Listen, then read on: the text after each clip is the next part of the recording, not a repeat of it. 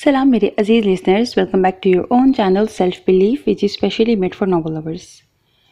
Today is the episode 2 of the novel Zahre-e-Ishq by Iqra Saghir Ahmed. So let's start it. वो तीनों उसके हमरा कमरे में दाखिल हुई थीं। लड़की बेसुध बेड पर दराज थी।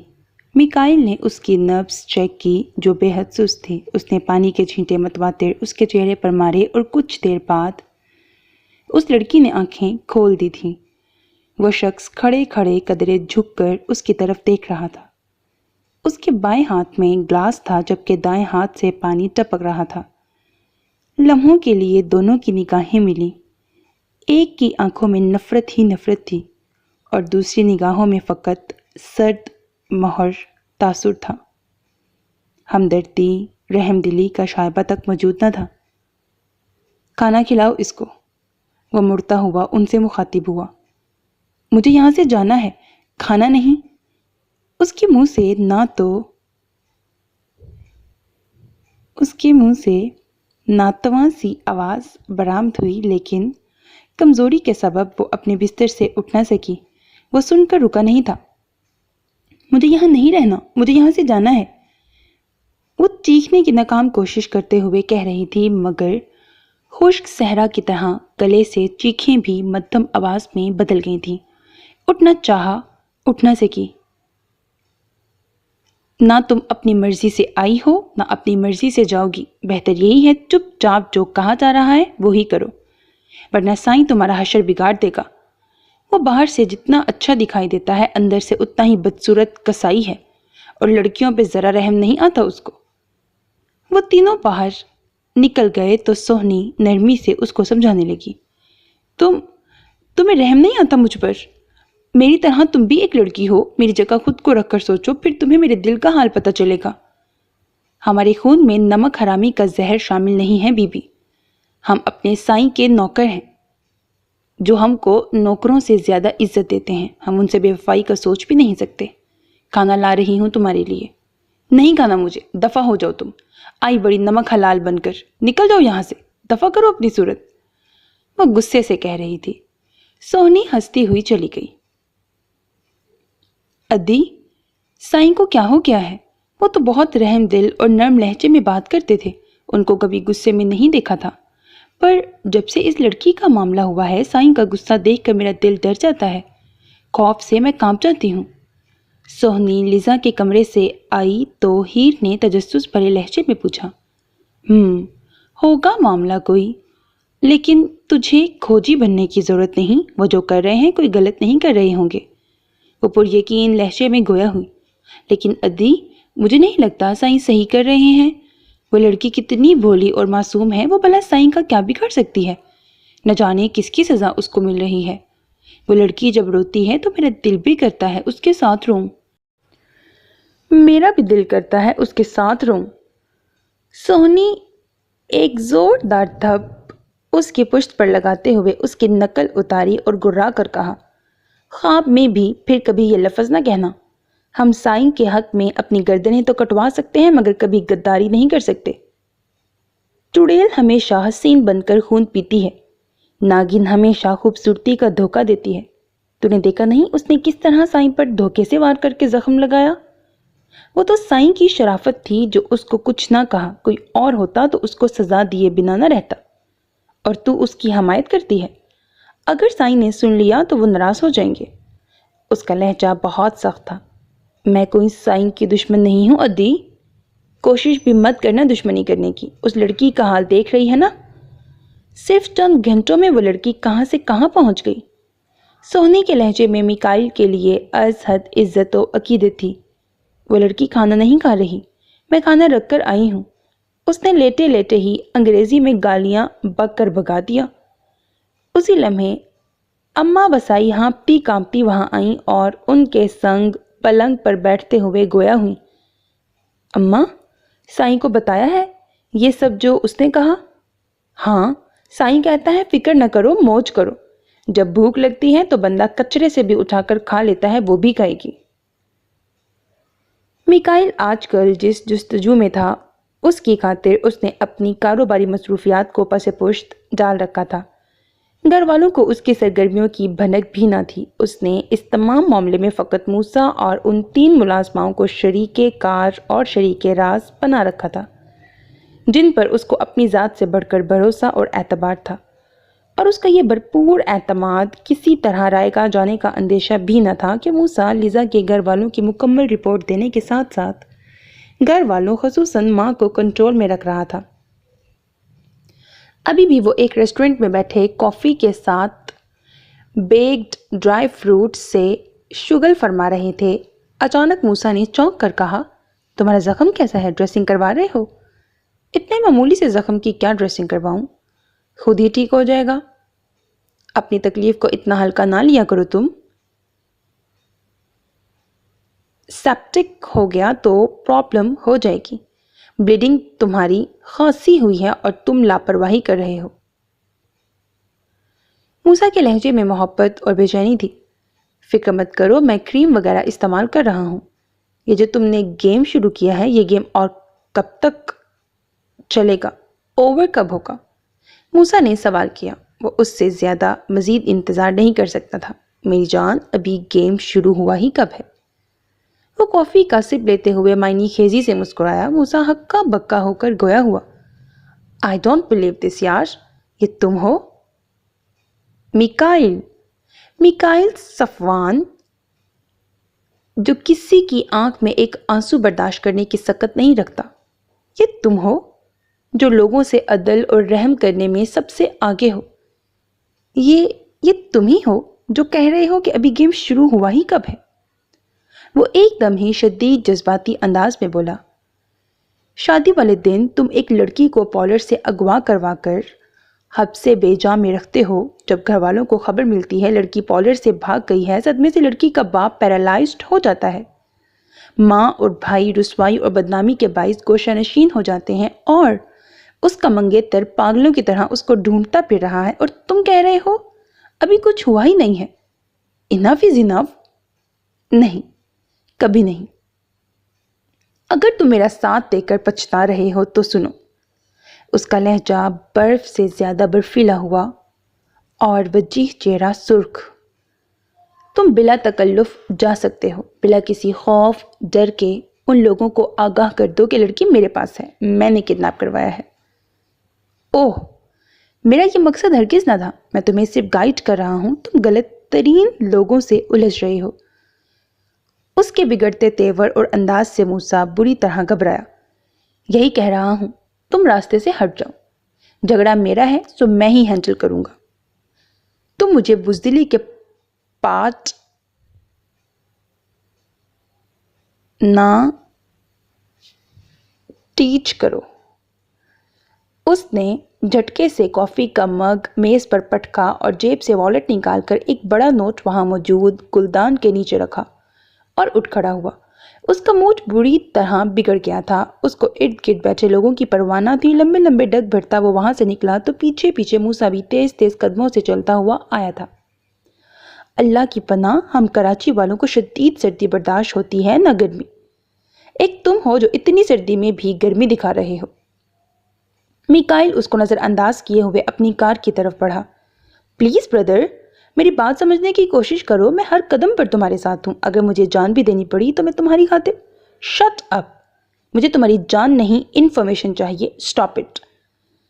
دونوں ایک دوسرے کے بغیر رہ بھی نہیں سکتے تھے، سو وہ خفگی بلا کر گویا ہوا۔ اوکے باس، حکم کی تعمیل ہوگی۔ لیکن کیا؟ وہ اس کی ادھوری بات پر استفسار کرنے لگا۔ آنٹی خاموش ضرور ہوئی ہیں، مطمئن ہرگز نہیں۔ کہیں نہ کہیں ان کے سکس سینس تمہاری طرف سے الرٹ ہے، سو ویری کیئرفل۔ اس میٹر کو تمہیں سالو کرنا ہے۔ ماما کو کبھی بھی معلوم نہ ہوگا، میں کہہ رہا ہوں۔ اس کے لہجے میں اعتماد ہی اعتماد تھا۔ شدت سے لگی بھوک و پیاس اس کو نڈھال کر چکی تھی۔ اس پر بار بار غشی کے دورے پڑ رہے تھے، معدے میں عجیب سی درد ہو رہی تھی، خشک حلق سے اب آواز باہر نہیں نکل رہی تھی، مارے سردی کے جسم اکڑ کر رہ گیا تھا۔ رات کا وہ نامعلوم کون سا پہر تھا جب وہ گرتی پڑتی بیڈ سے کچھ واسطے پر رکھے اسٹول پر رکھی کپڑے سے ڈھکی کھانے کی ٹرے کی طرف بڑھی۔ پہلے اس نے لرزتے ہاتھوں سے پانی کی بوتل اٹھا کر منہ سے لگائی جس میں سردی کے باعث پانی ٹھنڈا ہو چکا تھا۔ پانی کے چند گھونٹ نے اس کے معدے میں تیر سے پیوست کر دیے تھے اور بھوک کسی بھوکے شیر کی طرح جاگ اٹھی تھی، پھر کسی شیر کی طرح کھانے پر ٹوٹ پڑی تھی جو یک ٹھنڈا ہو رہا تھا، لیکن بھوک نے سوچنے سمجھنے کی صلاحیتیں سلب کر دی تھیں اور اس سے بے نیاز ہو کر وہ سالن کیا ہے، روٹی کیسی ہے، ٹھنڈا گرم اور احساس سے بے خبر کھاتی چلی گئی۔ اس وقت یہ کھانا اس کے لیے منوسلوا سے کم نہ تھا۔ پھر شکم سیری کے ساتھ ہی اس کے خوابیدہ احساسات بیدار ہوئے تو تیزی سے چلتے ہوئے ہاتھ سے لقمہ گر گیا، منہ بند ہو کر ہونٹ آپس میں پیوست ہو گئے اور آنکھوں سے موتیوں کی لڑیاں بہنے لگیں اور پھر وہ روتی چلی گئی۔ نامعلوم اس کی ماں نے کھانا کھایا بھی تھا یا اس کی طرح بھوک سے شکست کھا کر وہ بھی نڈال ہوں گی۔ وہ آہستہ آہستہ اٹھی اور اٹیچڈ باتھ سے ہاتھ منہ دھونے کے بعد بیڈ پر کمبل اوڑھ کر لیٹ گئی۔ آنسو متواتر اس کی آنکھوں سے بہہ رہے تھے۔ کس طرح سے اس نے اس کھانے کی خاطر ان لوگوں کو برا بھلا کہہ کر نکالا تھا اور پہلی شکست اس کو اس کھانے نے ہی دی تھی۔ بھوک دنیا کی سب سے ظالم حقیقت ہے، یہ خود کو منوا کر ہی رہتی ہے۔ رات گہری ہو گئی تھی، باہر سے تیز ہواؤں کی آوازوں کے ساتھ ساتھ حشرات الارض، کتوں، بھیڑیوں کی آوازیں ماحول کو وحشت ناک بنا رہی تھیں۔ کچھ خوف کا اثر تھا اور کچھ شکم سیری کا سرور کہ اس کی آنکھیں نیند سے بوجھل ہوتے ہوتے بند ہو گئی تھیں۔ اس کی آنکھ کھلی تو وہ لڑکی جس کو سونی کہہ کر اس کی ماں پکارتی تھی کمرے کی صفائی کر کے باہر نکل رہی تھی۔ اس کو بیدار ہوتے دیکھ کر نرمی سے یہ کہہ کر کہ وہ ناشتہ لے کر آ رہی ہے، وہ منہ ہاتھ دھو لے باہر چلی گئی۔ لمحے بھر کو وہ چہرہ نہ اٹھا سکی تھی کہ بھوک کی خواہش نے اس کی انا اور خودداری پر رات کاری ضرب لگائی تھی۔ ناشتے میں انڈا پراٹھا اور چائے تھی۔ بہت خاموشی سے اس نے ناشتہ کیا تھا کہ دنیا میں آنے کے بعد پہلی اور بڑی ضرورت بھوک ہوتی ہے۔ یہ حقیقت اس کو بخوبی ازبر ہو گئی تھی۔ کھڑکی کھلی ہوئی تھی اور زرد چمکیلی دھوپ صحن میں پھیلی ہوئی دکھائی دے رہی تھی۔ یہ کمرہ اور فرش اور باہر نظر آنے والا صحن سرخ اینٹوں سے بنے ہوئے تھے جس سے لگتا تھا وہ کراچی سے باہر اغوا ہو کر آئی ہے۔ مگر کیوں اور کس لیے؟ کس نے اغوا کروایا ہے؟ کیا مقاصد کار فرما ہیں اس اغوا کے پیچھے؟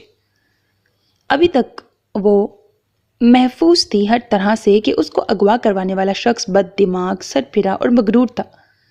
وہ ایک نگاہ اس پر ڈالنے کا روادار نہ تھا، نہ ایک لفظ بولنے پر آمادہ دکھائی دیتا تھا۔ اس کی الجھن اور بے چینی میں اضافہ ہو رہا تھا۔ اس کے کمرے میں گھڑی نہ تھی اور نہ ہی ارد گرد کوئی ایسا ذریعہ تھا جس سے وقت اور دن کا اندازہ لگا سکتی۔ نہ اس کو یہ بتایا جا رہا تھا کہ وہ کتنا عرصہ بے ہوش رہی تھی۔ اللہ وسائی ناشتے کے برتن لینے آئی تو وہ منت بھرے لہجے میں گویا ہوئی، دیکھو میں نے رات کو کھانا کھا لیا تھا، اب چپ چاپ ناشتہ بھی کر لیا ہے، اب تو خدارا میرے ساتھ تعاون کرو، مجھے بتاؤ کیوں لایا گیا ہے مجھے یہاں؟ تم لوگ کون ہو اور کیا مقصد ہے مجھے یہاں لانے کا؟ بی بی ہمیں کچھ نہیں معلوم، ہمیں جو کام دیا گیا ہے وہ ہم کر رہے ہیں، یہ سب باتیں سائیں سے معلوم کرو، وہی سب جانتے ہیں۔ اللہ وسائی برتن اٹھا کر جاتے ہوئے بولی تو وہ تڑپ کر کہنے لگی، پلیز مجھ پر رحم کرو، میں تمہاری بیٹی جیسی ہوں، تمہیں سب معلوم ہے، تم صرف اپنے مالک سے وفاداری نبھانے کے لیے میرے ساتھ ظلم کر رہی ہو۔ میں بتا رہی ہوں تمہیں، میں کوئی عام لڑکی نہیں ہوں، میری فیملی کے تعلق اوپر تک ہیں، آج نہیں تو کل پولیس مجھے تلاش کرتی ہوئی یہاں تک پہنچ جائے گی، اور تمہارا سائیں تم لوگوں کو بے یار و مددگار چھوڑ کر بھاگ جائے گا، اور تم لوگوں کی ساری زندگی جیل میں گزرے گی۔ بہتر یہی ہے میرا ساتھ دو، میں تم لوگوں کو مالا مال کروا دوں گی، پھر تم لوگوں کو کوئی نوکری کرنے کی ضرورت بھی نہیں پڑے گی۔ آفرز بیسٹ ہیں، فوری مان لی جائے۔ خوشگوار مہک کے ہمراہ وہ سرد مہری سے کہتا ہوا اندر داخل ہوا۔ وہ اس کی اچانک آمد پر بری طرح سٹپٹائی، جبکہ اللہ وسائی نے مودبانہ انداز میں اس سے کہا، سائیں پولیس تو کیا موت بھی پکڑے تو ہمارے منہ نہ کھلوا سکے گی، رہی بات پیسے کی تو پیسہ ہاتھ کا میل ہے، اس کی کبھی پرواہ نہیں کی ہم نے۔ پھر تم لوگ مجھے بتاتے کیوں نہیں ہو، مجھے یہاں کیوں لایا گیا ہے، میرا قصور کیا ہے آخر؟ وہ چادر درست کرتی ہوئی اس کے سامنے آئی اور شعلہ بار نگاہوں سے گھورتی ہوئی سلگتے لہجے میں گویا ہوئی تھی۔ میکائل نے پہلی بار اس کی طرف اچٹتی سی نگاہ ڈالی تھی۔ ब्लू वाइट सूट में सर तापा खुद को ढांपे शफाफ पानी में खिले किसी नीले गुलाब की तरह लग रही थी और कांच जैसी आंखों में बरहमी ही बरहमी थी। कसूर तुम्हारा बहुत बड़ा है, इतना बड़ा कि तुम्हें फौरी बताया भी नहीं जा सकता। इंतज़ार करो, अल्लाह बसाई की मेहमान नवाजी के मज़े उड़ाओ। फिर उसने निगाह ही नहीं रुख भी बदलते हुए हनूज अंदाज में कहा, झूठ कह रहे हो तुम, मेरा कोई कसूर नहीं, कोई जुर्म नहीं।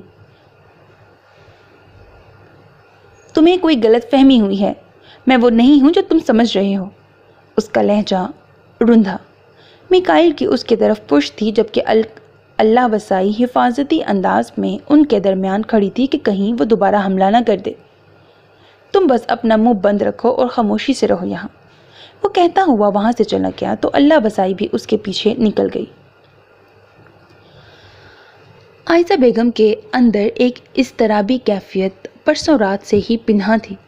जब उन्होंने इत्तफाकिया तौर पर रोहा की गुफ्तगू सुनी थी, फिर बज़ाहिर उनको बहुत कुछ सुनाकर रोहा ने उनसे माफ़ी मांग ली थी और अपने गलत फेल से भी मुनहरिफ हो गई थी। उनके गले लगकर कितनी देर अपनी गलतियों का एतराफ़ करती रही थी। उसकी इस इजहार शर्मिंदगी से वो भी किसी हद तक बहल ज़रूर गई थी, लेकिन दिल में कसक ज़रूर थी कि उसने जिस लड़की की मोहब्बत में घर से फ़रार होने को घर वालों की मोहब्बत पर तरजीह दी थी, वो किस तरह इतनी जल्दी इस तूफ़ानी मोहब्बत से किनारा कशी इख्तियार कर सकती थी। उनकी कसक बेजा ना थी। उन्होंने आज ही रोहा को उस लड़के के साथ कॉलेज से वापसी पर देखा था और वो दोनों बातों में इस तरह मगन थे कि वो टेरेस पर उनकी मौजूदगी को भी फरामोश कर चुके थे। आयशा बेगम ने फैसला किया कि वो जाकर रोहा की वालदा हाजरा बेगम को तमाम सूरत हाल से आगाह करें। वो शाम के ढलते साय में उनके घर दाखिल हुई थी। रोहा उनको देखते ही बुरा सा मुंह बनाकर वहाँ से चली गई।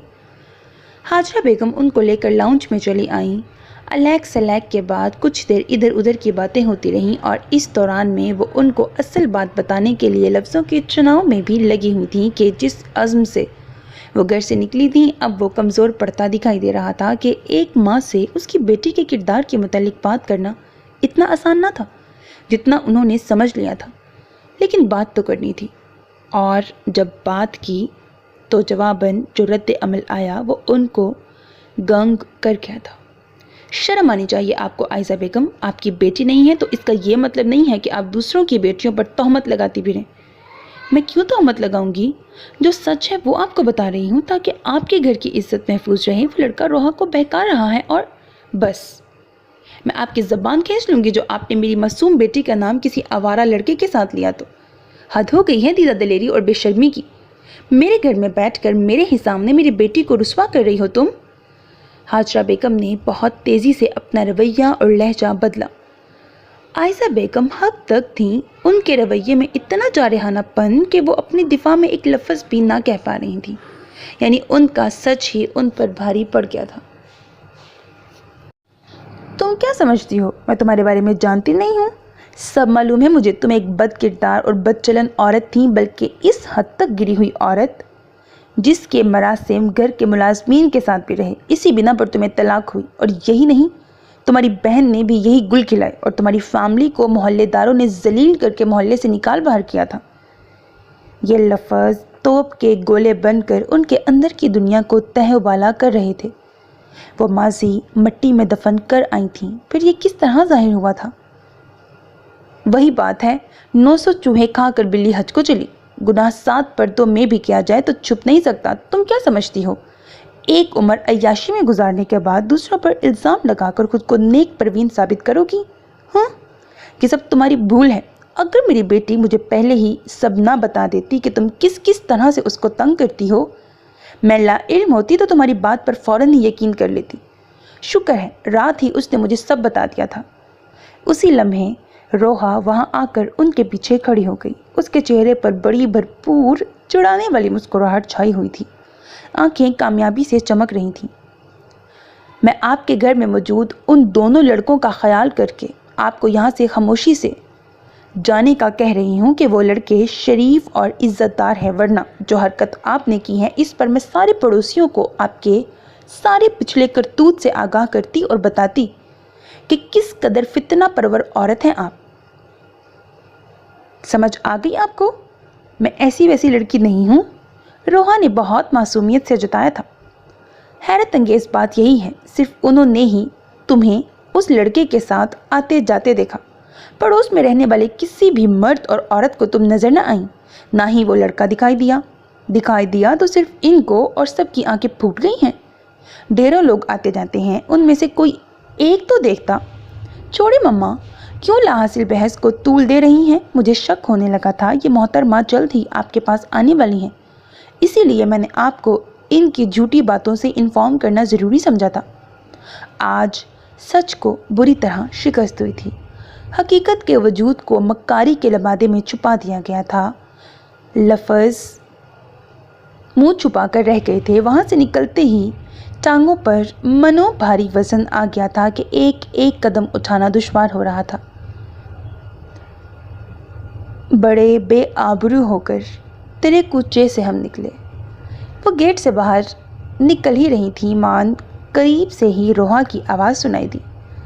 انہوں نے مڑ کر نہیں دیکھا اور گیٹ سے نکل گئیں۔ ان کا دل دماغ ٹھکانے پر کہاں تھا؟ ہر سو انہیں دھواں ہی دھواں دکھائی دے رہا تھا۔ دماغ میں سائیں سائیں کی آوازیں گونج رہی تھیں۔ ڈگمگاتے قدموں کے ساتھ وہ گھر پہنچی اور خاموشی سے اپنے کمرے کی طرف بڑھ گئیں۔ اس وقت ان کو اپنا چہرہ، اپنا وجود سیاہی میں لت پت دکھائی دے رہا تھا۔ وہ کسی سے سامنا کرنا نہیں چاہتی تھی۔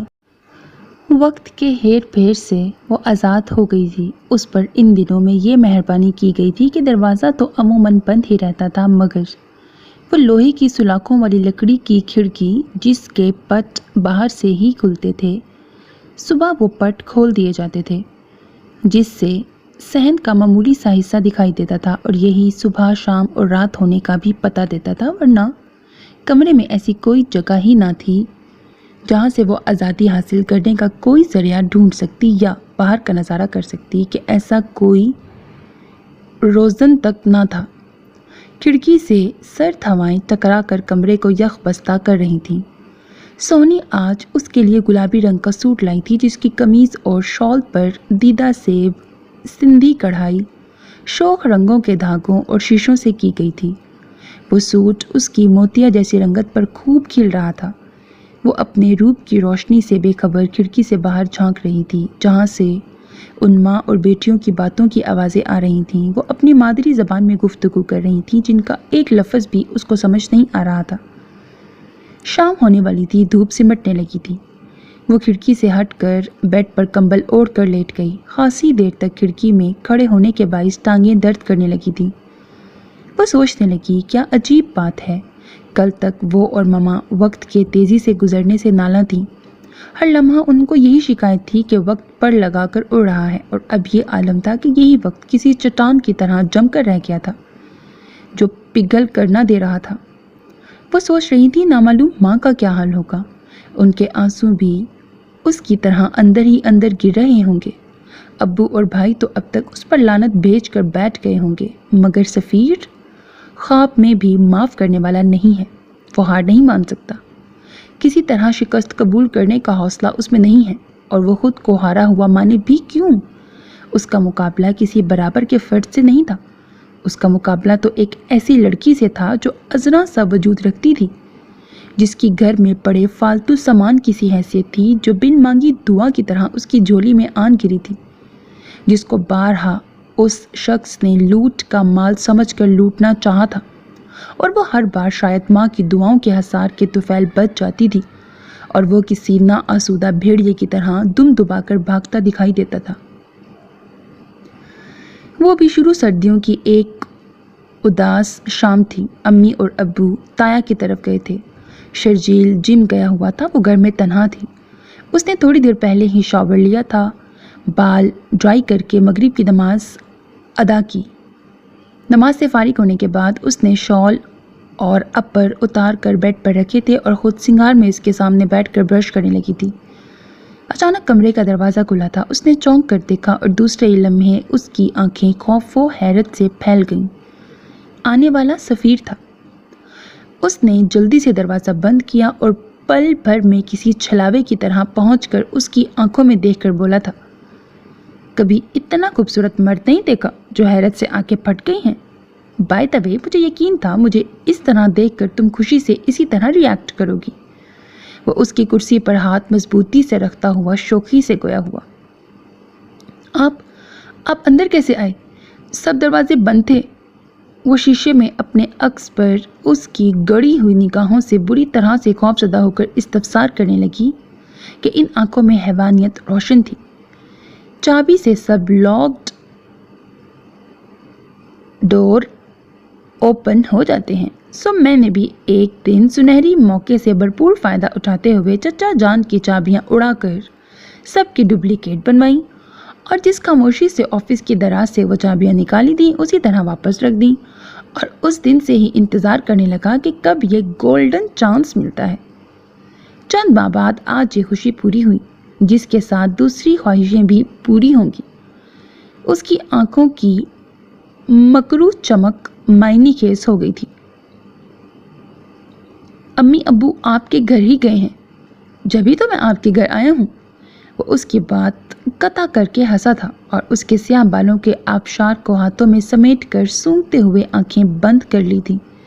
سفیر بھائی دماغ خراب ہو گیا ہے آپ کا؟ بال چھوڑے میرے. اس نے جھٹکے سے بال چھڑائے اور بھاگ کر بیڈ پر پڑی شال اور اپڑ اٹھانا چاہا تھا جو اس سے قبل اچک کر سفیر نے اٹھا لیے تھے. اب مجھ سے کیا پردہ، مجھ سے بھی شرم ہوگی. شال اور اپڑ اچھالتا ہوا وہ گویا ہوا. شرم آنی چاہیے آپ کو. آپ کی بہنوں میں آپ کے باپ کا خون، اس خون کی قسم ہے آپ کو. آپ اس خون کی لاج رکھ لیں اور چلے جائیں یہاں سے. مارے حیا اور غصے کے وہ تھر تھر کانپ رہی تھی اور اسی اثنا میں جائے نماز اس نے اپنے آگے بچھا لی تھی. کس کا خون اور کیسا خون ڈارلنگ؟ تمہیں تمہارے باپ بھائی اپنا خون نہیں مانتے تو میرا باپ کس طرح اپنا خون مان لے؟ اس کے حلق سے بار بار کہہ کہیں ابل رہے تھے. وہ اپنی یقینی فتح سے پھولے نہ سما رہا تھا کہ وہ آج اپنے مقصد میں کامیاب ہونے والا تھا. کوئی آہٹ کوئی رکاوٹ اس کی راہ میں حائل نہ تھی. دیکھو میں تمہاری کوئی فضول بکواس سننے نہیں آیا. چپ چاپ میری بات مان لو ورنہ میں زبردستی کرنے سے باز نہیں آؤں گا. بہت محنت کے بعد یہ چانس ملا ہے جو میں کسی بھی صورت ضائع نہیں کروں گا. اس نے اب کے نرمی سے کہا. ہرگز نہیں. مر جاؤں گی مگر آپ کو آپ کے مکروہ عزائم میں کامیاب ہونے نہیں دوں گی. وہ بے حد خوف زدہ ہونے کے باوجود مضبوط لہجے میں گویا ہوئی تھی. اس کی سانسیں سوکھے پتوں کی طرح منتشر تھیں. دل کسی کشتی کی طرح ڈوب اور ابھر رہا تھا. سنو تم میری خواہش پوری کیے بنا مر بھی نہیں سکتی. ہر فرعون کو ایسے ہی جھوٹے زام ہوا کرتے ہیں. اچھا تو تم خود کو مجھ سے بچا لو گی. اس کا کہا ابھرا. میں نہیں میرا اللہ بچائے گا مجھے. اسی پل اس نے لمبی جست لگا کر اس کو پکڑنا چاہا تھا کہ مان کارپیٹ اپنی جگہ سے کھسکا اور وہ بے ہنگم آواز نکالتا ہوا کارپیٹ پر گرا. ساتھ ہی اس کی کراہیں بھی کمرے میں گونج کر رہ گئیں. وہ منہ کے بل گرا تھا اور خون کا فوارہ سا بہہ نکلا تھا. یہ موقع لیزا کو اللہ کی مدد محسوس ہوا اور وہ بھاگ کر اٹیچڈ باتھ کی طرف بڑھی اور اندر سے چٹکنی چڑھا لی. دروازہ بند کرنے کے ساتھ اور جیسے ہی وہ چٹکنی لگا کر دور ہوئی اسی لمحے اس نے باہر سے لاتیں اور مکے برسانے شروع کر دیے. درد بھرے لہجے میں بھی مغلظات بک رہا تھا. وہ دونوں ہاتھوں سے چہرہ ڈھانپے روتی رہی تھی. سالی بچ اب تو میرے ہاتھوں سے. تو بچ نہیں سکتی مجھ سے. اگر تم مر بھی گئی نا تو قبر سے نکال کے تیرا منہ کالا کروں گا. تیری وجہ سے میری ناک سے خون بہ رہا ہے. تیرا حشر خراب کیے بنا مجھے کسی طرح سکون نہ ملے گا. ابھی بھی وقت ہے. باہر آ جا. میں سب بھول جاؤں گا. اگر باہر نہ آئی تو پھر میں تیرا حشر بگاڑے بنا مروں گا بھی نہیں. وہ بہت ضدی اور اذیت پسند تھا جو اپنے زخمی ہونے کے باوجود اپنی ضد پر اڑا ہوا تھا. مگر کب تک تکلیف بڑھنے کے باعث وہ دھمکیاں دیتا ہوا چلا گیا. اس کے جانے کا یقین ہونے کے بعد بھی وہ اس وقت تک اٹیچ بات سے نہ نکلی جب تک امی نے آ کر دستک نہ دی. اور جب وہ باہر نکلی تو وہ ان سے لپٹ کر روتی رہی تھی. عروسہ بیگم جو کمرے کی ابتر حالت دیکھ کر پریشان ہو رہی تھی متضاد اس پر لیزا کی بدحواسی اور بہتے آنسوؤں نے اندیشوں میں مبتلا کر دیا تھا اور اس نے حقیقت بتائی تو ان کے قدموں تلے زمین نکل گئی تھی۔ امی، ابو اب بھی میری سائیڈ نہیں لیں گے۔ سفیر بھائی کی بری نیت کا ان کو معلوم نہ ہوگا۔ وہ ان کے سینے پر سر رکھے فریاد گناہ تھی۔ نہیں میری بچی، وہ بھی بے اختیار رو رہی تھی۔ اتنی سنگ دلی بھی کس بات کی؟ کیا میں ان کی بیٹی، ان کی عزت نہیں ہوں؟ ایسا میرا کیا جرم ہے جو ابو اب بھی میری حمایت نہیں کریں گے؟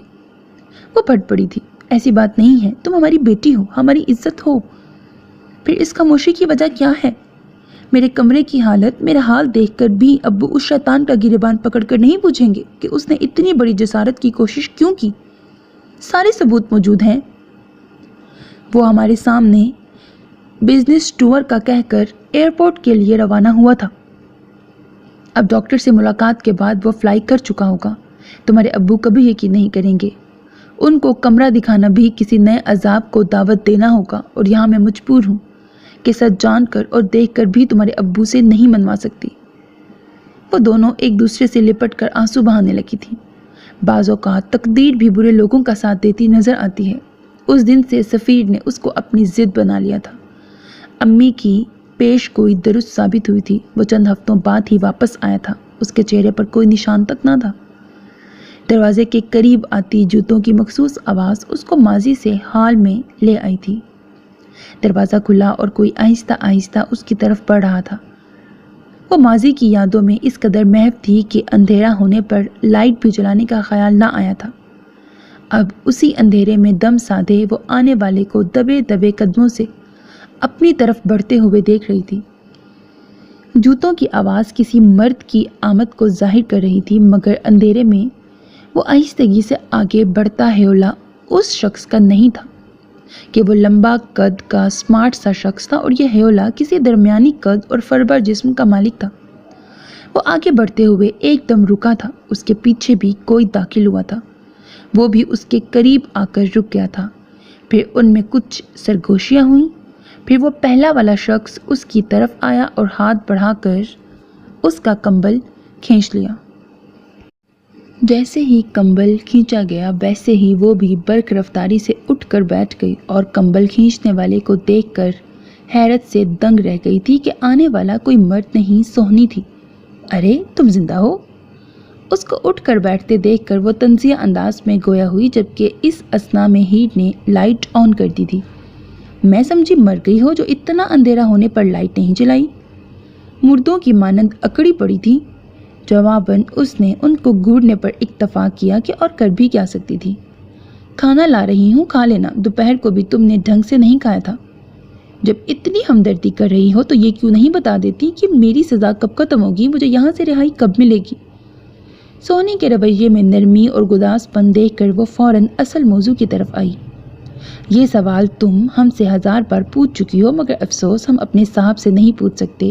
یہی نوکر اور مالک میں فرق ہوتا ہے۔ اس نے کچھ تو بتایا ہوگا میرے بارے میں، کوئی تو بات کی ہوگی کہ کیوں مجھے اغوا کیا ہے، کیا دشمنی ہے اس کی ہم سے؟ اس کو نرم دیکھ کر لیزا کو سوالات پوچھنے کا حوصلہ ہوا۔ ہمارا صاحب سمندر کی طرح گہرا ہے، جس کی کھوج میں جانے والے ڈوب کر مر تو سکتے ہیں مگر گہرائی معلوم نہیں کر سکتے۔ پھر سیانوں کا کہنا ہے کہ جس گاؤں جانا نہیں اس کے کوس کیا معلوم کرنے، اس لیے ہم اپنے کام سے کام رکھتے ہیں، صاحب کے کام سے ہمیں کوئی سروکار نہیں۔ وہ کہہ کر وہاں سے چلی گئی۔ لیزا گہری سانس لے کر رہ گئی اور سوچنے لگی نامعلوم زندگی میں ابھی اور کتنی کٹھنائیاں باقی تھیں۔ مشکلات ایک کے بعد ایک اپنے جلوے دکھا رہی تھیں۔ سانسوں کی ڈور جو نازک کہلاتی ہے کس قدر مضبوط ثابت ہوئی تھی کہ سب کچھ سہ کر لگتا تھا مضبوط سے مضبوط ہوتی جاتی ہیں۔ زندگی کے ہر جبر اور ظلم کو اس نے خندہ پیشانی سے سہا تھا کہ وہ سب سہنے کے لیے ماں جیسی ہمدرد ہستی کا ہر دم سہارا ساتھ تھا۔ آج وہ تنہا تھی تو خود کو بڑی بے بس لاچار محسوس کر رہی تھی۔ وہ چت لیٹی چھت پر کسی غیر مرئی نقطے کو گھور رہی تھی۔ آنکھوں کے کناروں سے آنسوؤں کی لڑیاں بہہ رہی تھیں۔ اندر ہی اندر آہیں سسکیاں مچل رہی تھیں۔ 900 چوہے کھا کر بلی حج کو چلی، سلمہ بیگم کی غصے سے بھری طنز سے لبریز آواز ان کی سماعتوں میں کوڑے برسا رہی تھی۔ بڑی آئی میری معصوم بچی پر بد چلنی کے الزام لگانے والی، اپنے گریبان میں جھانک کر دیکھ تو وہ بدکار عورت ہے جس کی آوارگی سے گھر کے ملازم بھی محفوظ نہیں رہ سکے۔ نامعلوم کس کس کے ساتھ منہ کالا کر کے آج شریف زادی بنی بیٹھی ہے اور ہم پر انگلی اٹھانے آئی ہے۔ لفظوں کی تلوار ان کے جسم کو زخم زخم کیے ہوئے تھی۔ لفظوں کی طاقت بھی بڑی ماورائی اہمیت کی حامل ہوتی ہے۔ یہ کہیں حیات بخش ثابت ہوتی ہے تو کہیں مار دیتی ہے۔ بہت مضبوط تعلق ہوتا ہے ہمارے لہجوں اور لفظوں کے ساتھ۔ سلمہ کے آگ کے مانند دہکتے لفظوں نے ان کو ماضی کے جہنم میں پھینک دیا تھا۔ وہ عذاب ماضی جس سے دامن چھڑا کر وہ برسوں پہلے اس علاقے میں آئی تھیں۔ ان کے اعلیٰ اخلاق اور پرخلوص طبیعت کے لوگ گرویدہ ہو گئے تھے۔ ان کا گھرانہ ایک مثالی گھرانہ تھا جو آدھی رات کو بھی لوگوں کی مدد کرنے کو تیار رہتا تھا۔ نامعلوم کس طرح سے ماضی کی کتاب سلمہ بیگم کے ہاتھ لگ گئی تھی، جس کو وہ کم ظرفی اور بے رحمی کی اینک لگا کر پڑھ چکی تھی، اور ان کے اندر ماضی کے دریچے کھلتے چلے جا رہے تھے۔ جون کا وہ جھلستا ہوا دن تھا۔ سورج آگ برسا رہا تھا۔ سڑک دہکتا تانبا بنی ہوئی تھی۔ ہوائیں ناپید تھیں۔ حبس و گرمی کے باعث سانس لینا بھی دشوار لگ رہا تھا۔ ایسے میں وہ پسینے میں شرابور رکشے کے انتظار میں ہاتھوں میں شاپنگ بیگز تھامے نڈھال کھڑی تھیں۔ مجھے لگتا ہے آج سارے رکشے والے مر گئے ہیں۔ گھنٹہ بھر ہونے کو آ رہا ہے یہاں کھڑے کھڑے، اور رکشہ ہے کہ گدھے کے سینگ کی مانند غائب ہے۔ تمہیں کہہ بھی رہی تھی شام ہونے کا انتظار کر لو، مگر تمہیں تو عادت ہے نا ہتھیلی پر سرسوں جمانے کی۔ بھوک تو اب، بلکہ ساتھ میں مجھے بھی سزا مل رہی ہے تمہارے ساتھ آنے کی۔ عائزہ نے شال سے چہرہ صاف کیا۔ آپی، آپ تو مجھے ڈانٹے جا رہی ہیں۔ جانتی تو ہے نا میری فرینڈ کی برتھ ڈے کے لیے گفٹ لینا ضروری تھا، ورنہ مجھے خود گرمی میں باہر نکلنا پسند نہیں۔ ہاں تو کتنی دفعہ کہا تھا اپنی حیثیت کے مطابق دوست بنایا کرو۔ ابا کہتے ہیں چادر دیکھ کر پاؤں پھیلانے چاہیے۔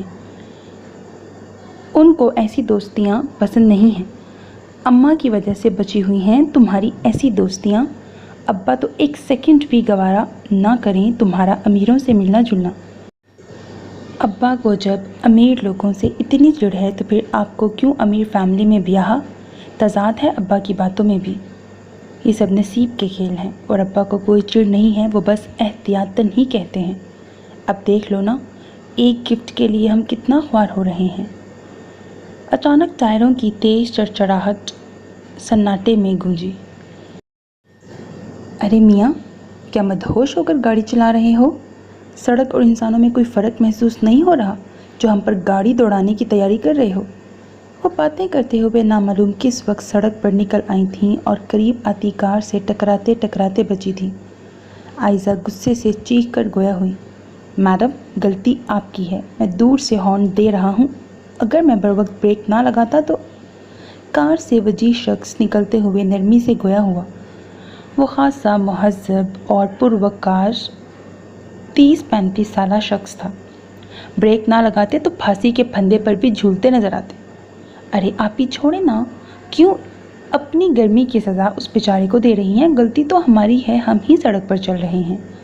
ہیرا نے اس کو مشتعل ہوتے دیکھ کر سرگوشی کی۔ آئی ایم سوری، میں آپ کو ڈراپ کر دوں جہاں آپ کو جانا ہے۔ اس نے غلطی نہ ہوتے ہوئے بھی معافی مانگی۔ نہیں، مہربانی۔ عائزہ کا غصہ ٹھنڈا نہیں ہوا تھا۔ آ جائیں پلیز، یہاں دور دور تک کنوینس کا نام و نشان نہیں ہے۔ چلے نا آپی، بیچارہ کتنا اصرار کر رہا ہے۔ 1 گھنٹہ ہو گیا ہے یہاں دھوپ میں کباب کی طرح فرائی ہوتے ہوئے، اور مزید اس سڑی دھوپ میں کھڑے رہے نا تو جل کر خاک ہو جائیں گے۔ ہیرا کو وہ آدمی بہت شریف اور بھلا مانس لگ رہا تھا۔ تمہاری عادت ہے ہر کسی پر فوراً اعتبار کرنے کی، ذرا بھی عقل استعمال کیا کرو۔ ایک اجنبی شخص کے ساتھ منہ اٹھا کر جانے کو تیار ہو گئی ہو۔ میڈم، آپ مجھ پر بھروسہ کر سکتی ہیں، اس نے بات سن کر کہا، مگر وہ کوئی جواب دیے بنا دور سے آتے رکشے کی طرف بڑھ گئی تھی۔ ابا کی اصول پرستی بعض اوقات بڑی مشکل میں ڈال دیتی ہے، پھر متضاد اس پر اماں کی ان کے اصولوں اور روایات کی پاسداری کرنا کبھی کبھی جان کا جنجال ثابت ہوتی ہیں۔ کتنا سمجھایا کہ اماں گھر سے گاڑی ڈرائیور لے آئے گا اور ہم آرام سے شاپنگ کر کے آ جائیں گے، ابا کو کانوں کان خبر نہیں ہوگی، مگر وہ اماں ہی کیا جو ابا کی غیر موجودگی میں بھی اپنی خواہش پر کچھ کر گزرے۔ عائزہ رومال سے پسینہ پونچھتے ہوئے بولی، ارے آپی، آپ کا تو گرمی سے کچھ زیادہ ہی برا حال ہو گیا ہے، اتنی مجھے فیل نہیں ہو رہی، اور یہ اے سی والی گاڑیوں کا کمال ہے۔ وہ پیڈسٹل فین کا رخ اس کی جانب کرتے ہوئے شوخی سے گویا ہوئی، شاید ٹھیک کہہ رہی ہو تم، سفیان نے میری کچھ زیادہ ہی عادت بگاڑ دی ہے، خیر فکر نہ کرو، صفوان بھی تم سے اتنی ہی شدت سے محبت کرے گا، بس تمہاری ایگزامز ہو جائیں پھر جلد ہی تمہیں دیورانی بنا کر لے جاؤں گی۔ مجھے وہ بونگا ایک آنکھ نہیں بھاتا، مجھے نہیں کرنی اس سے شادی، نہ ہی آپ کی دیورانی بننا ہے، وہ منہ بنا کر گویا ہوئی۔ دونوں وقت مل رہے ہیں، یہ دعاؤں کی قبولیت کا وقت ہوتا ہے، اور تم آل فال منہ سے نکال رہی ہو، سوچ سمجھ کر بولا کرتے ہیں۔ اسی وقت اماں چائے اور سموسے لے کر آتے ہوئے خفگی سے بولی، ٹھیک کہہ رہی ہیں اماں، پہلے ہی لوگ حسد کے مارے مرے جا رہے ہیں کہ متوسط گھر کی لڑکیوں کو ایسے امیر کبیر لوگ کیسے ملے، اور تم فالتو بول کر سب کے کلیجوں میں ٹھنڈک ڈال دو۔ اللہ نظر بد سے محفوظ رکھے ہمارے رشتوں کو۔ عائزہ نے اٹھتے ہوئے ماں کی ہاں میں ہاں ملائی تھی۔ لذا اس قدر تنہائی سے بری طرح تنگ آ چکی تھی۔ ادھر وہ شخص تھا جو اس کو یہاں لا کر گویا بھول ہی گیا تھا، ادھر کسی طرح وہ ماں بیٹیاں وفاداری کے حصار میں اس طرح محو تھیں کہ اس کی بڑی سے بڑی مہنگی سے مہنگی پیشکش ٹھکرا چکی تھی۔ ایک لفظ وہ اپنے صاحب کے خلاف سننے پر راضی نہیں تھی، کوئی راہ فرار، کوئی راہ نجات دکھائی نہیں دے رہا تھا۔ عجیب سے بے رنگ دن گزر رہے تھے، زندگی روٹ کر ساتھ نہیں دے رہی تھی۔ آج ہی اس نے سہنی اور اللہ وسائی سے گزارش کی تھی کہ وہ کچھ دیر کے لیے اس کو کمرے سے باہر لے جائیں، وہ ان کے ہمراہ ہی آنگن کی کھلی فضا میں چہل قدمی کر کے واپس آ جائیں گی۔ کمرے کی گھٹی گھٹی فضا میں وہ خود کو ذہنی اور جسمانی طور پر بیمار محسوس کرنے لگی ہے، مگر وہ اس کی التجا رد کر گئی تھی۔ وہ شخص بھی کئی ہفتوں سے نہیں آیا تھا، شاید وہ اسے کسی چڑیا کی مانند پنجرے میں قید کر کے بھول گیا تھا۔ ہیر خلاف معمول آج گھر میں اکیلی تھی، اللہ وسائی اور سہنی بازار گئی ہوئی تھیں اور وہ حسب عادت کھڑکی سے جھانک کر اس کو دیکھ رہی تھی۔ سبز سندھی کڑھائی والے سوٹ میں اس کے چہرے کی سرخ و سفید رنگت سبزے میں کھلے گلاب کی مانند لگ رہی تھی۔ ہیر اس کے حسن سے بے حد متاثر تھی، صبح سے شام تک اس کا یہی کام تھا، وہ بار بار اس کو دیکھا کرتی تھی۔ اب بھی وہ اس کو پر اشتیاق نگاہوں سے دیکھ رہی تھی کہ لیزا نے کچھ سوچتے ہوئے پہلی بار اس کی طرف بڑی دوستانہ مسکراہٹ سے دیکھا۔ وہ اس کی مسکراہٹ سے گھبرا کر جانے والی تھی کہ وہ بول اٹھی، جاؤ نہیں، مجھ سے دوستی کرو گی؟ وہ کھڑکی کے پاس آئی، نہیں میں جا رہی ہوں، پلیز ہیر میری بات تو سنو، میں تمہیں کوئی نقصان نہیں پہنچاؤں گی، اماں نے منع کیا ہے آپ سے بات کرنے کو۔ کون بتائے گا ان کو، وہ دونوں گھر میں نہیں ہیں، اماں نے منع کیا ہے آپ سے بات کرنے کو، اور وہ سہنی تو میرا خون پی جائے گی اگر اس کو معلوم ہو گیا کہ میں نے آپ سے بات کی ہے۔ وہ بری طرح خوف زدہ دکھائی دے رہی تھی۔ میں کہہ رہی ہوں نا، جب تک تم نہیں بتاؤ گی ان کو معلوم نہیں ہوگا۔ قسمت سے یہ سنہری موقع ہاتھ لگا تھا، وہ اس کو گنوانا نہیں چاہتی تھی۔ تم میری دوست نہیں بننا چاہتی ہو؟ چلو ٹھیک ہے، نہیں دوست بننا چاہتی ہوں، مگر وہ اماں، سہنی اور صاحب، میں کہہ رہی ہوں نا ان کو کوئی نہیں بتائے گا۔ آپ مجھ سے کچھ پوچھیں گی تو نہیں؟ تم تو بے حد چھوٹی ہو، تم سے کیا پوچھوں گی؟ میں صرف دوستی اس لیے کرنا چاہتی ہوں کہ تنہا رہ رہ کر بور ہو گئی ہوں، تم سے ہلکی پھلکی باتیں کیا کروں گی، وہ سب کی غیر موجودگی میں، اگر تمہیں میری دوستی منظور ہو تو، ورنہ کوئی بات نہیں، اس نے روحانسی لہجے میں کہا، اور ہیر جو دل سے چاہتی تھی اس سے دوستی کرنا، محض خوف کی بنا پر وہ تذبذب کا شکار تھی، پھر اس کی آنکھوں میں آنسو اور اداس چہرہ دیکھ کر وہ فوراً حامی بھر بیٹھی تھی۔ یہاں ان کی دوستی کا آغاز بڑا سہانا ہوا تھا۔ لیزا کو عرصے بعد خوشی کا احساس ہوا۔ ایک نیوز سنی آپ نے آنٹی؟ ہانیہ بہت پرتجسس انداز میں اندر داخل ہوئی تھی، اس کے چہرے پر عجیب رنگ تھے، مگر عائشہ بیگم کو یوں گمسم اور نڈھال پڑے دیکھ کر وہ اپنا تجسس بھول کر ان کے قریب چلی آئی۔ ارے آپ ایک ہی رات کے فیور میں اتنی ویک ہو گئی ہیں کہ پہچانی نہیں جا رہی، ایسا کیا ہوا ہے آپ کو آنٹی جو آپ اتنی نڈھال لگ رہی ہیں؟ وہ غور سے ان کے چہرے کو دیکھ رہی تھی جہاں رات بھر میں ان کے شگفتہ چہرے پر اداسی اور کمزوری چھا گئی تھی۔ آنکھیں بری طرح سوجی ہوئی تھیں، پپوٹے بھاری ہو رہے تھے جیسے وہ ساری رات روتی رہی ہوں۔ کچھ نہیں بیٹا، طبیعت نے نڈھال کر دیا ہے اور کچھ نہیں ہوا۔ لیکن یہ کیسی طبیعت خراب ہوئی ہے کہ آپ کسی پھول کی مانند مرجھا کر رہ گئی ہیں؟ مجھے محسوس ہوتا ہے کوئی سٹریس لیا ہے آپ نے جو آپ مجھ سے چھپا رہی ہیں۔ بتائیں کیا ہوا ہے، پلیز چھپائیں نہیں۔ جو بھی ہوا ہے وہ بتائیں، آئی پرومس میں کسی کو کچھ بھی نہیں بتاؤں گی۔ وہ ان کا ہاتھ پکڑ کر التجائیہ انداز میں گویا ہوئی۔ آپ نے کبھی یہ احساس ہی نہیں ہونے دیا کہ میری کوئی بیٹی نہیں ہے۔ شاید میری بیٹی ہوتی بھی تو وہ میری اتنی کیئر نہ کرتی جتنی آپ کرتی ہو۔ پلیز آپ مجھے باتوں میں نہ الجھائیں، صاف بتائیے کیا ہوا ہے۔ کس طرح بتاؤں اور کیا بتاؤں کہ اپنے ماضی کی کچھ غلطیوں کو بیان کرنا ایسا ہی ہے گویا خود کو عریاں کرنا، اور ایسا کرنا آسان نہیں ہے۔ ماضی کے اندھیرے دریچوں میں جو وہ کل سے ٹھوکریں کھاتے ہوئے بھٹک رہی تھیں، ان اندھیری ٹھوکروں نے جسم کا جوڑ جوڑ درد کی آماج کا بنا ڈالا تھا۔ پھر بھی وہ ان کو اندر ہی اندر ضبط کر رہی تھیں کہ کس منہ سے بتائیں کہ وہ کس بے دردی سے لفظوں کی مار کھا کر آئی تھیں۔ لفظوں کی مار تلوار کی دھار سے زیادہ تیز اور سخت ہوتی ہے۔ لہجوں کے اتار چڑھاؤ کا اثر سانپ کے زہر سے زیادہ اثر انداز ثابت ہوتا ہے، جو پل پل تڑپاتا ہے اور مرنے بھی نہیں دیتا۔ ارے آنٹی، آپ ٹھیک تو ہیں نا؟ یہ کیا ہو رہا ہے آپ کو؟ وہ اچانک ان کا تیز ہوتا تنفس اور سرخ پڑتا چہرہ دیکھ کر گھبرائی۔ بیٹا گھبراؤ نہیں، میں کچھ دیر سوؤں گی تو ٹھیک ہو جاؤں گی، انہوں نے بڑھتی ہارٹ بیٹ محسوس کر کے نکاہت بھرے لہجے میں کہا، اور وہ ان کی بدلتی ہوئی حالت دیکھ کر گھبرا کر رہ گئی اور فوراً کھڑی ہو کر بولی، ریئلی آپ سو کر اٹھیں گی تو فریش ہوں گی؟ جی جی، آپ باہر جا کر کسی کو بھی نہیں بتائیے گا۔ اور ہاں، آپ کیا خبر سنانے والی تھیں؟ ایک دم ان کو یاد آیا تو انہوں نے استفسار کیا۔ کچھ خاص نیوز نہیں تھی، آپ کی طبیعت ٹھیک ہوگی تو ضرور بتاؤں گی۔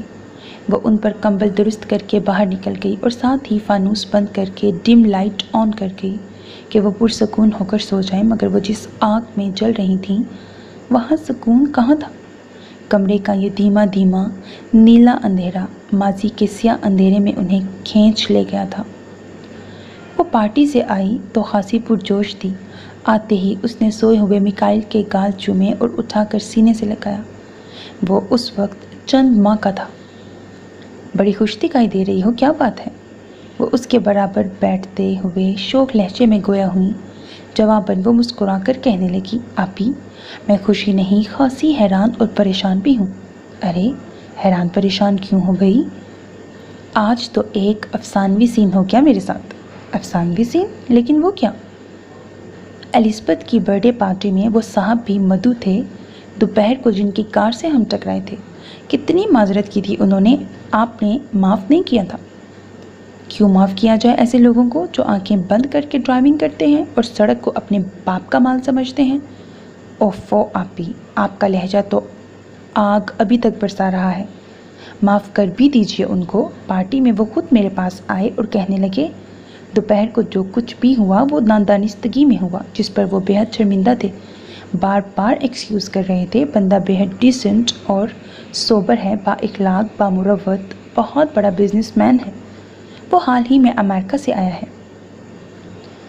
تم ہمیشہ یوں ہی ظاہری پرستی کا شکار رہی ہو، سمجھا سمجھا کر اب مجھے غصہ آنے لگا ہے کہ کیوں ہر کسی کی باتوں میں آ جاتی ہو۔ لوگ وہ نہیں ہوتے جو وہ نظر آتے ہیں، اور تمہیں اس سے اتنا گلنے ملنے کی ضرورت ہی کیا تھی؟ عائزہ کو اس کی سادگی اور کم عقلی پر یوں ہی غصہ آ جاتا تھا۔ میں گلی ملی نہیں ہوں آپی، اب کوئی بات کرے تو اگنور نہیں کیا جا سکتا، پھر وہ ایک شریف اور نیک آدمی ہے، ورنہ کوئی اس طرح سے معافی نہیں مانگتا۔ تمہارے ایگزامز ہو جائیں تو میں تمہیں دیورانی بنا کر لے جاؤں گی۔ میرا دیور بیچارہ انگلیوں پر دن گن گن کر گزار رہا ہے۔ وہ بری طرح فریفتہ ہے تم پر، اور ایک تم ہو کہ اپنی قسمت پر نازا نہیں ہوتی ہو۔ عائزہ نے اپنی جانب سے بات رد کر دی۔ وہ سمجھ رہی تھی اس کا یہ گریز وقتی ہے، چند دنوں میں بھول جائے گی، مگر ایسا کچھ نہ ہوا۔ اس ایک اتفاقیہ ملاقات کے بعد بھی 2-3 ایسی ہی ملاقاتیں ہوئی تھیں اور پھر ان میں غیر محسوس انداز میں دوستی ہوتی چلی گئی۔ اس کا نام عفان تھا اور وہ 30 سالہ شخص غیر شادی شدہ تھا جس نے چند دنوں پہلے ہی کراچی میں رہائش اختیار کی تھی۔ وہ اس دنیا میں تنہا تھا، ماں باپ کو دنیا سے گزرے عرصہ بیت گیا تھا، عزیز و اقارب کوئی نہیں تھے، وہ تنہا زندگی گزار رہا تھا۔ ہیرا کو اس کی خوش اخلاقی اور شرافت بھا گئی تو وہ بھی اس کی سادگی اور خوبصورتی سے خاصا متاثر ہو گیا تھا۔ رفتہ رفتہ ان کے درمیان تکلف اور اجنبیت کی دیواریں گرنے لگی تھیں۔ وہ اس کے 1000 بار انکار کے باوجود قیمتی تحائف دینے لگا تھا اور وہ جو ان تحفوں سے گھبراتی تھی اس کی محبت بھری ضد کے آگے مجبور ہو کر لے تو لیا کرتی تھی، مگر وہ بڑے محتاط انداز میں ان تحفوں کو چھپا کر رکھا کرتی تھی۔ البتہ اس میں سے ایک سیل فون تھا جو سب گھر والوں کے سونے کے بعد الماری میں رکھے کپڑوں کے نیچے سے نکال کر بات کیا کرتی تھی۔ پھر وہ کالج کی کلاسز بنک کر کے عفان کے سنگ نکل جایا کرتی تھی۔ عفان کی محبت میں وہ اس قدر مدہوش اور نڈر ہو گئی تھی کہ نہ ابا کا روب رہا، نہ بھائیوں کا ڈر، حتیٰ کہ اپنی منگنی بھی یاد نہ رہی تھی۔ صفوان نے کتنی مرتبہ کوشش کی تھی اس سے بات کرنے کی، مگر وہ یہ کہہ کر منع کر چکی تھی کہ شادی سے پہلے ملنا، بات کرنا اس کو پسند نہیں ہے، اور دل کے ہاتھوں مجبور ہو کر وہ سب بھول گئی تھی کہ اس کے ایک اشارے پر وہ بھاگی بھاگی جاتی تھی۔ تمہیں جلد از جلد اس لڑکی کا کچھ کرنا پڑے گا میکائل، ورنہ بات ہمارے اختیار سے باہر نکل جائے گی، پھر تم تو پھنسو گے ہی پھنسو گے، میری بری طرح بھی کمبختی آ جائے گی، جاب سے ہاتھ دھونے کے علاوہ سزا الگ بھگتنی پڑے گی۔ پریشان لگ رہے ہو، کیا پرابلم کریٹ ہوئی ہے؟ وہ اٹھ کر بیٹھا اور سنجیدگی سے استفسار کیا۔ اڑتی اڑتی خبر سنی ہے کہ یہ کیس جو کسی طرح سالو نہیں ہو رہا اب محکمہ میرے ہینڈ اوور کرنے والا ہے۔ اس کے پہلے تم ریزائن کر دو۔ ریزائن کر دو؟ وہ حیرت سے بولا۔ آف کورس، تم سے میں کب سے کہہ رہا ہوں، اس جاب میں کچھ نہیں رکھا۔ جب یہ لوگ مر جاتے ہیں ایسے کیسز کے دوران تو حکومت ان کو صرف تمغہ شہادت دے کر ان کے فیملیز کو بے یار و مددگار چھوڑ دیتی ہے، پلٹ کر دیکھتی بھی نہیں کہ ان شہیدوں کے گھر والے کس طرح مر مر کر جی رہے ہیں، بھیک مانگ رہے ہیں یا فاقے کر رہے ہیں۔ ناٹ امپاسبل یار، اس فیلڈ میں آنا میرا جنون تھا، بڑی محنت کر کے میں یہ جاب حاصل کر سکا ہوں۔ بزنس میں مجھے کبھی انٹرسٹ نہیں رہا، مجھے کبھی 2 اور 2 4 کرنے میں دلچسپی نہیں رہی۔ انٹرسٹ نہیں ہے تو پیدا کرو۔ تمہارا پیشن پورا ہو گیا ہے، کئی سال تم نے جاب میں گزار دیے ہیں، اب تم میرے ساتھ بزنس میں شامل ہو جاؤ۔ میں اتنی جلدی ریزائن نہیں کر سکتا، تم اس معاملے کو کلیئر کرو۔ گھر پر ماما اور آنٹی کئی بار پوچھ چکی ہیں کہ اللہ بسائی اور اس کی بیٹیوں کو واپس بلواؤ۔ 1 ماہ کا کہہ کے گئی تھی، 3 ماہ ہو گئے ہیں۔ ویسے بھی ہانیہ کی بات پکی ہو گئی ہے، وہ لوگ چٹ منگنی پر بیاہ کرنا چاہتے ہیں اور تم بزنس کی الجھنوں میں اتنا الجھے ہو کہ 1 ماہ سے تم نے وہاں کا چکر بھی نہیں لگایا۔ دس از ناٹ فیئر یار، روز کال کرتا ہوں، ساری معلومات رکھتا ہوں۔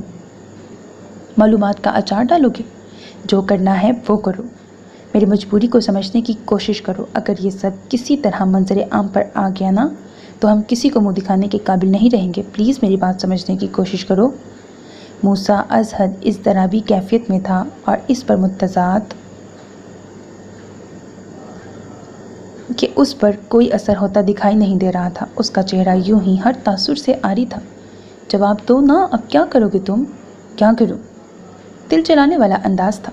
میں تم سے پوچھ رہا ہوں اور تم الٹا مجھ سے سوال کر رہے ہو۔ اس کا دل چاہا اپنے بال نوچ لی۔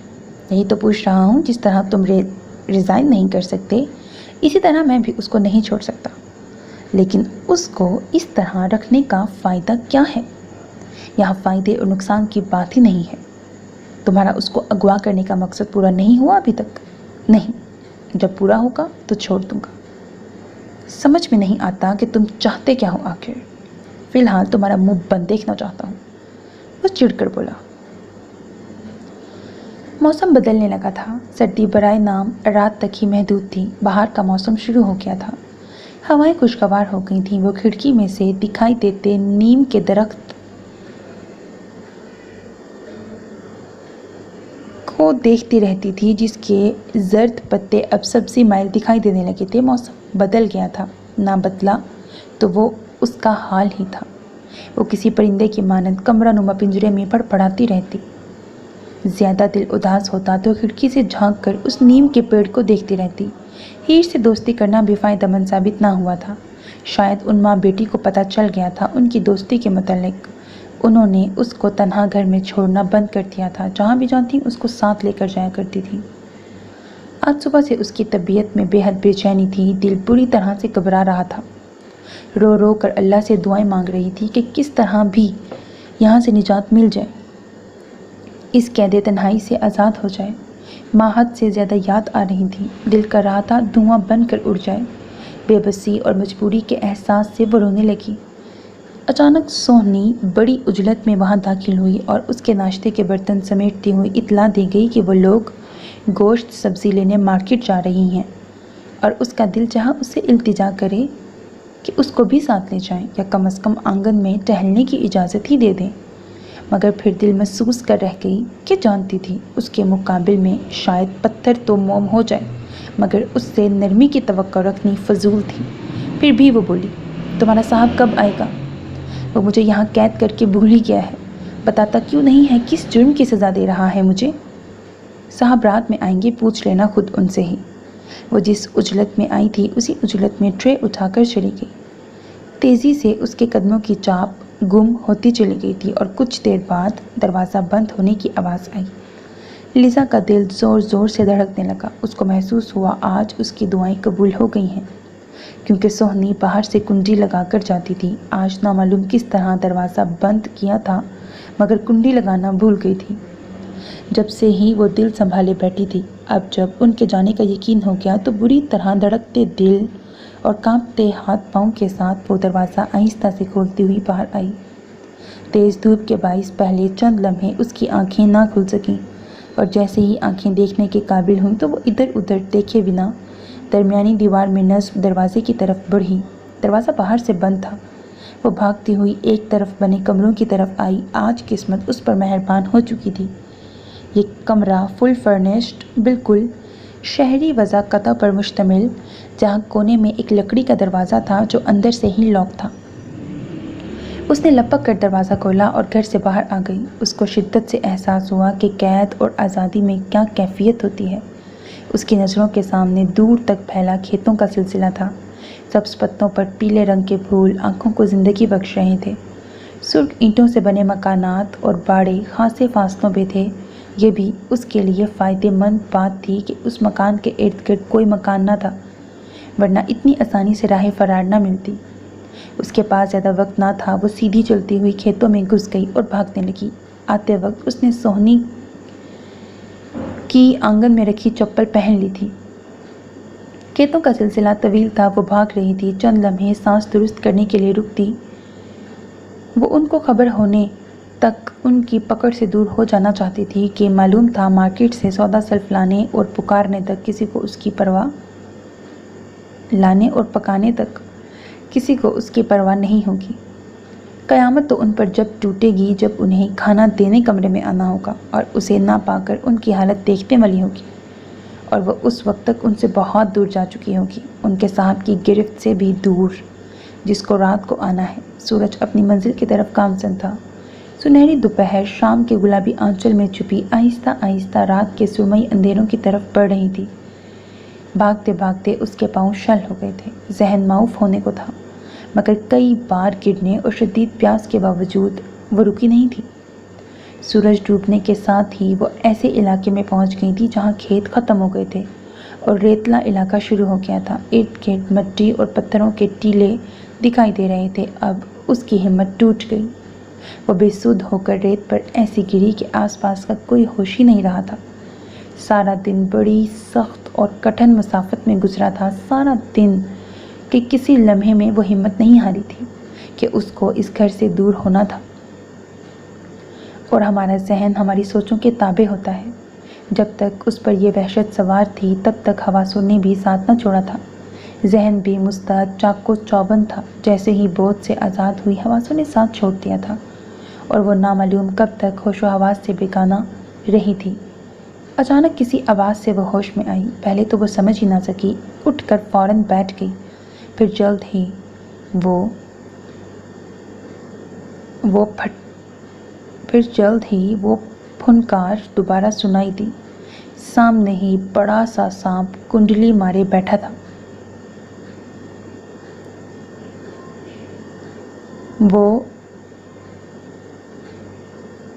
अफान की मोहब्बत में इतना आगे बढ़ गई थी कि उसके लिए वापसी का रास्ता बंद हो चुका था।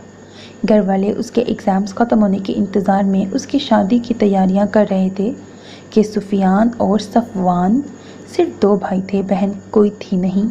वालिदैन सुफियान की शादी के बाद इंतकाल कर गए थे। उनके बाद घर की तमाम तर जिम्मेदारी या यूँ कह लें हुक्मरानी उसको मिल गई। हिरा से मंगनी सफ़वान की पसंद से हुई थी और अब दोनों तरफ ज़ोरों शोर से शादी की तैयारियां जारी थीं। उधर हीरा इम्तिहानात में भी अफान के साथ घूमती फिरती रही थी। बड़ी बेदिली से पर्चा देकर वो सबसे पहले क्लास से निकल आती थी, जहां अफान कार लिए खड़ा होता था। आज आखिरी पर्चा था जो देकर वो उसके साथ निकल आई थी। साहिल समुंदर पर काफ़ी वक्त गुजार कर वो एक बेहतरीन होटल से लंच करके घर आई कि कुछ देर बाद आयज़ा चली आईं। उनके चेहरे पर अजीब से रंग थे। वो उनको बगौर देख रही थी। तुम अभी कॉलेज से आई हो? सख्त सर्द लहजा था। नहीं, खासा टाइम हो गया है।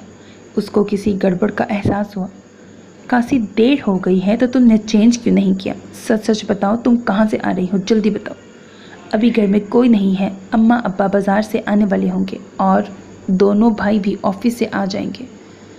वो शर्बार लहजे में उसको घूरते हुए पूछ रही थी। आई स्वेयर आपी, मैं पेपर देकर ही आ रही हूँ। टाइम देख रही हो? शाम ढलने को है। इतनी देर तो नहीं लगती पेपर में। लास्ट पेपर था। मैं बहुत अच्छा पेपर देकर आई हूँ। क्लास से सबसे लास्ट में निकलने वाली स्टूडेंट मैं ही थी और मैं तो इसी तरह पेपर्स देती हूँ। आज ना मालूम आपको क्या हुआ है जो ऐसे सवाल कर रही हैं। अभी उसको एहसास हुआ मोहब्बत में कितनी ताकत है।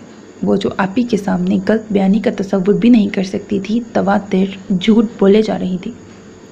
सुनो कान खोलकर, तुम्हें किसी के साथ कार में जाते हुए सफ़वान ने खुद देखा है। वो पीछा कर रहा था तुम्हारा ताकि तुम्हें रंगे हाथ पकड़े। उसकी बदकिस्मती कह लो या तुम्हारी खुशनसीबी जो ट्रैफिक के रश में फंस कर रह गया और वो कार आगे निकल गई। वो फ़ौरन मेरे पास आया और आते ही मुझे यहाँ भेजा है कि मैं मालूम करूँ असल माजरा क्या है। तुम सच सच उस गाड़ी में थी या तुमसे मिलती जुलती कोई दूसरी लड़की थी? आयज़ा बोली और उसने चहकों बहकों रोना शुरू कर दिया। उसने कहा और आप यहाँ तस्दीक करने चली आईं।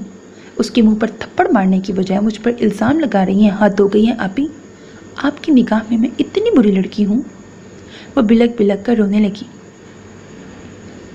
आयज़ा को वो बहुत मासूम और बेगुनाह महसूस हुई कि वो सदा की ही ऐसी थी, मगर वो क्या करती। जिस अंदाज में धुआं धुआं चेहरे के साथ सफ़वान ने आकर जिस बसूक से ये बात कही थी, वो तो फ़ौरन ही सख्त मुतहविश होकर सोते हुए मिकाइल को वहीं छोड़कर ड्राइवर के साथ सारे रास्ते यही दुआ मांगती आई थी कि ये सब सफ़वान की निगाहों का धोखा हो, उसको गलतफहमी हो गई हो। घर आकर हीरा को यूनिफॉर्म और शूज़ में देखकर उनके पैरों तले ज़मीन निकल गई थी, क्योंकि लगता था वो कुछ देर पहले ही घर आई है।